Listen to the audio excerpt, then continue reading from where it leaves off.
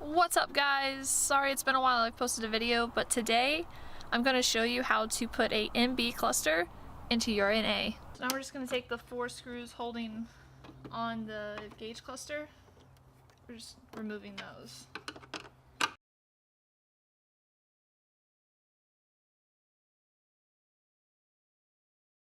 So after you unclip the speedo cable back here, you can take these 2 plugs off. One on each side. And they just unclip as well. And then boom. Obviously we need to change these to fit the NB plugs, which looks like this. It has 3. Let's mock up the NB cluster and make sure we don't need to Dremel anything. Looks like we need to Dremel out this tab here. And it needs to go down to the bottom right a little bit more. And then I believe this screw hole is close, but we might need to drill it out to the right some and make it more circular. And same with the right side. We need to go to the left more for the tab. And then I'm going to drill out the hole for the screw a little more as well. I'm gonna do that later. I want to try and see if I can hook everything up, and I just realized that this tab is kind of broken here, so I'll have to epoxy that on. That's gonna make it a little difficult to drill. Other than that, the top 2 line up. I have my list of wiring to hook up. Basically, what we're gonna do is open the connector like this.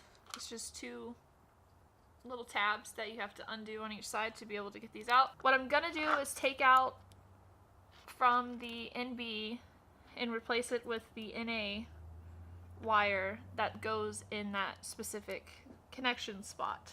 I know for a fact I'm gonna have to run at least 1 wire to a constant 12-volt source because the NA one doesn't have one up here. Let's just dive right in. So I just went ahead and took a picture of my connectors just in case I had to replace anything. In case I don't like this or want to revert back to an NA, I know exactly which wires go where in this connector. Although it's probably easier, I mean, you can always look on your wiring diagram to see where everything goes again, but also, before you do this, don't forget to unplug your battery. So we're hooking up the brown/red on the small middle connector for the NB cluster to the white/black on the NA cluster. Now we're going to hook up the blue and yellow off the NB cluster to the blue and yellow on the NA. We're going to hook up the red from the NB to the red and white from the NA. Now I'm going to do black pin 2J on the NA to the black and blue wire on the NB. Now we're going to hook up the black and yellow to the black and yellow. Now we're going to do green and black to green and black. Now we're going to do green and white to green and white, which almost looks yellow.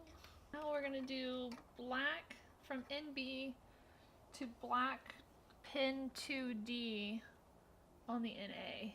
Now we're going to do yellow red to yellow red. So now we're going to do gray and red for NB to red on the NA. Now we're going to do red and black to red and black. Now we're going to do yellow and black for NA to white and blue NB. So now we're going to do yellow and blue from the NA to green and orange to the NB. Oh, that's nice. Put it on my cheek.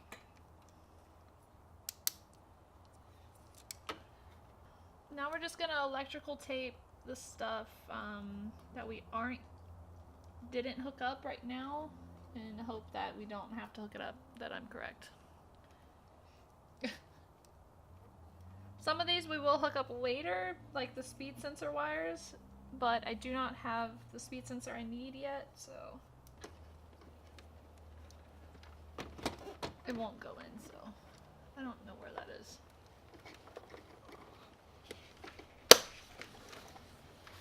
Okay, now we can plug the battery back in and see if it turns on. Alright, moment of truth. Let's see what happens. We got lights, we got mileage! Says I have a full tank. I don't know if that's true or not. I don't remember.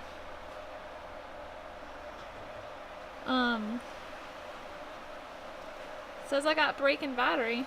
The alternator is still working, so that works. I don't know if the coolant, the temperature gauge works yet, and same with the fuel gauge. Did we just fill this up? Yeah, it says full. Oh, okay, so it is full, so I think the fuel gauge is working. If not, we're gonna find out. TAC still isn't working. Obviously the speedometer is not working because I don't have it hooked up. The TAC issue I still have to figure out. And then now I have to run a 12 volt constant to keep the trip set. Otherwise, if you don't have that plugged in, it clears your trip setting every time you shut the car off. Okay. So we're gonna check if the lights come on. Oh, cool.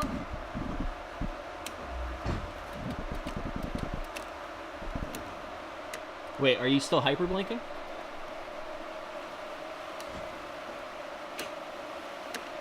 Cool. Are you hyperblinking now? Yeah.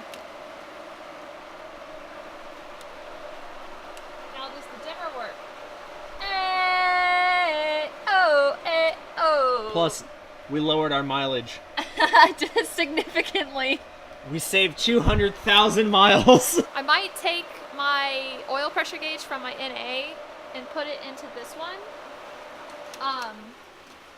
That way I have a working oil pressure gauge, but I don't know if I'm going to do that immediately. I might just roll with it like this for now. But we do still need to mod the mounting brackets down here, like I said, and we'll get that done today. So now to hook up the 12 volt constant to the dash, which will make the trip stay on. It'll remember it. We're going to splice into the radio constant 12 volt, which is because that's basically what the same thing. It remembers all your radio stations, the time, and everything like that. So we're gonna splice into the radio one, which I think is blue and red. We're gonna find out.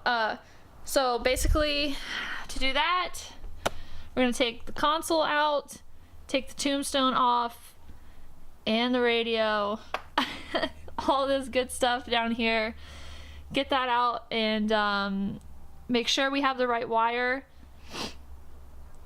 and which you can test with a multimeter like this one.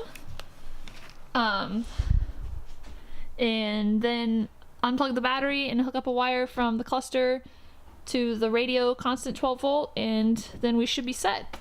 Okay, so I do have the Metra harness, but it is the blue and red wire that is the 12 volt constant for the radio, which on the Metra harness is the yellow wire. So basically what I'm going to do is where I have this spliced in, I'm going to take this off and run a wire from the blue and red off the dash, run it down and under to come out here, and hook it up to this. Don't forget to unplug your battery when you're doing anything with splicing wires in. You don't want to blow a fuse or electrocute yourself, so I'm gonna go ahead and do that now. So now that I've got my 12 volt spliced in, I just ran it to here, down, and through there. Now I marked what I need to Dremel out. So what I went ahead and did is kind of marked where I need to Dremel out on both sides of the tabs. Now this one I'm probably gonna break off right here because there's already like a crack going all the way down. So I'm gonna unplug it, take it out, and then we're gonna Dremel some holes and hopefully she'll fit right in. Okay, so the big issue of why it won't fit in there is these supports here that hold the bracket on aren't the same as the ones on here. They're positioned a little differently, and so basically we're gonna have to trim this down in order to get it to sit flush with our dash. Alright, so we just finished cutting it. That's what they look like now, just real low.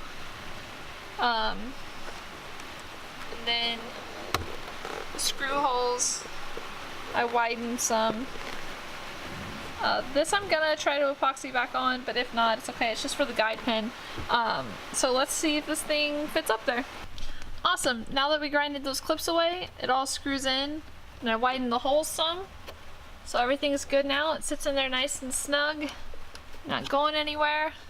Sick. I gotta button all this stuff back together.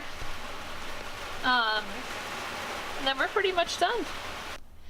Alright, so everything is back together now on the console side. Just gonna epoxy that little piece back on the cluster, and then we can put it back on here. That's pretty much it for this. And I'll link my piece of paper below for the diagram. That way you guys can look at it and see if you want to do the swap yourself. Okay, so the speed sensor I have, I believe is out of the KA transmission. I bought it used, just had to buy a new pinion gear that Tyler is going to put on currently. It just slides on, and then this little ring goes over it to hold it on. And then we'll sit this in the transmission and hope we have this plug down there. If not, we'll have to rewire it, but hopefully she'll fit. Now that the sensor's in, I've gone ahead and wired up some wires to the yellow and orange off the NB cluster. I believe the yellow is pin 1M, and the orange, I'm not sure, I'll put it here for you. But I have this wire, I'm going to go ahead and run it down through the dash and out to the ECU where the wire pin out, the flying leads are for the SR20, and go ahead and hook them up down there. On the wires, I have the orange wire hooked up to the white speedometer flying lead, and the yellow wire hooked up to the black speedometer flying lead on the SR harness. And I just put the cluster cover on, my 1.6 cover, and it fits perfect. No problems at all.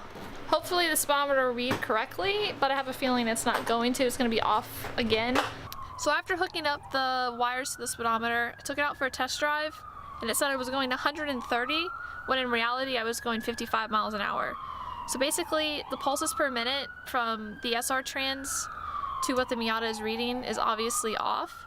So I'm looking into getting some kind of interference box like the Dakota Digital one, and I'm gonna have to pick one of those up, and it should solve the issue, and hopefully it does. I'll keep you guys updated on that. Overall, I'm very happy with this. I love it. I like that it's digital. The trip works great too. Hopefully this helped you guys out, and if you wanted to do this, it is capable, and your cluster cover will fit over it.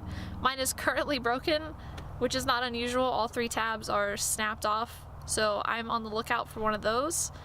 May or may not buy a carbon one, but I'm not really sure how I feel about the look with just the regular dash with the carbon hood. You guys let me know what you think.